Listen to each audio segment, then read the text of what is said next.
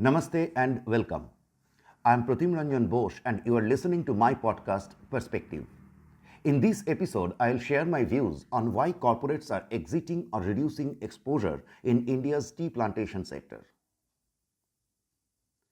There was a time not many years ago when corporates ruled the roost in India's tea plantation sector.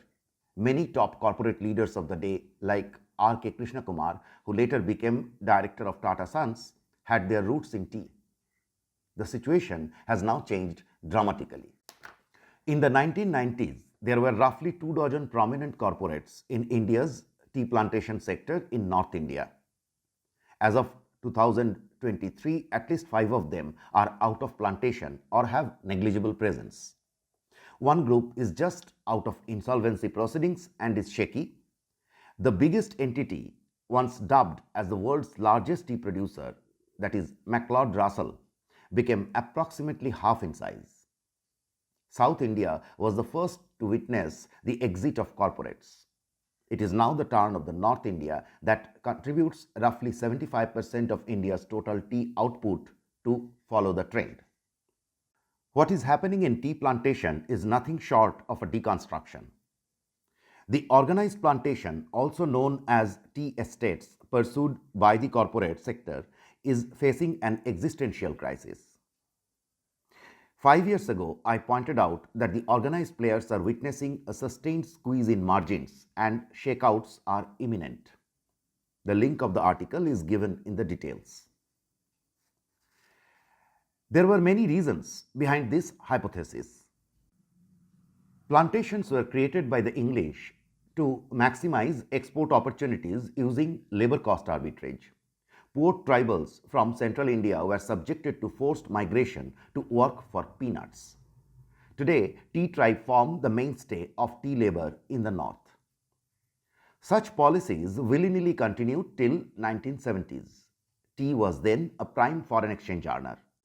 The Indira Gandhi government of the Congress pushed for expansion of organized plantation, defined by an estate size of above 10 hectares with in-house processing facilities. The seeds of change were sowed in the 1980s when the largest tea producing state of Assam in the northeast India decided to promote unorganized plantation. Assam was then hit by militancy. The government was keen to create income opportunities for the youth. People were allowed to grow tea like another agriculture produce without any restriction or regulation otherwise applicable to the organized sector. To help the unorganized sector find buyers, the federal government created provisions for standalone processing factories, also known as botleaf factories. The relevance of tea as a foreign exchange earner started declining after liberalization in 1991. That was also the time when the traditional tea export markets in the Russian bloc collapsed. To create a wider domestic market and expand job opportunities, the government pushed for higher production. Small growers lapped up the opportunity. From 754 million kgs in 1991, India's tea production increased by nearly 80% to over 1,300 million kgs in 2022. The contribution of small growers to total production increased from less than 10% in the late 1990s to 52% in 2022. To put it otherwise, it is small growers who expanded India's tea production.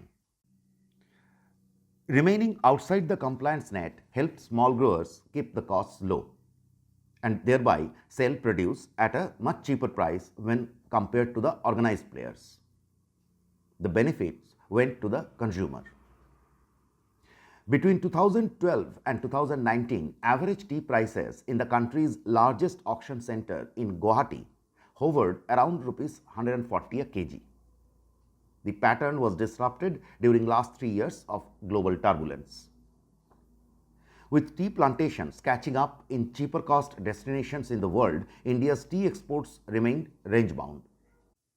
The country exported 227 million kgs of tea in 2022 as against 215 million kgs in 1991-92. True, there were some exceptional years, but they were aberrations. Meanwhile, growing awareness and competitive politics ensured a hike in tea wages. The organized plantation sector gives wages in a questionable cash plus model. In 2011, cash wage was Rs 86 a day in West Bengal and Rs 55 a day in Barak Valley in Assam. The wages in Brahmaputra Valley in Assam were somewhere between West Bengal and Barak. The situation has changed since. As of 2023, permanent tea labor gets Rs 250 a day in cash in West Bengal and between 205 and 232 in Assam. Flat tea prices, a threefold rise in wages in a decade, and a cost push in other inputs, including energy and fertilizer, have hit organized plantation hard. According to media reports, 600 of the 765 Assam tea estates have issues regarding the clearing of statutory dues to workers. Hindustan Unilever was the first major company to exit the tea plantation business back in the 1990s. The trend became clearer over the last 10 to 15 years. Having said that, there are some unresolved questions. That reputed corporates are making an exit from tea plantation is a fact. But some are still buying those low return assets. And that takes us to question why. Some tea exporters may have acquired estates for backward integration, but those are outliers. Given the current circumstances, investment in organized tea plantation involves high opportunity cost. The investor should either sacrifice better returns in other businesses or may suffer cash burn. But why would anyone pump money into a sector that is facing definite structural headwinds? There is no clear answer to this question. There are apprehensions that plantations are used to park wealth, if not ill-gotten wealth, as in real estate. Some indications may be available from the organized tea plantation in Darjeeling Hills in West Bengal. Behind the famous aroma of Darjeeling tea lies a harsh truth.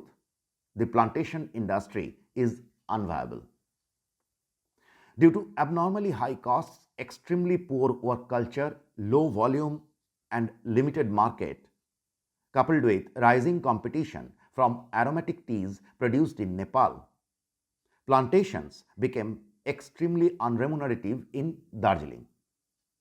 Almost all major tea companies, except one, have either exited or are exiting Darjeeling. Many prominent names who earned accolades in the past for focused initiatives in Darjeeling vanished. There are rumors that some rags to riches politicians are taking great interest in Darjeeling, and estates are changing hands directly or indirectly at barely Rs 6 to 7 crore, which is the price of a premium apartment in Kolkata.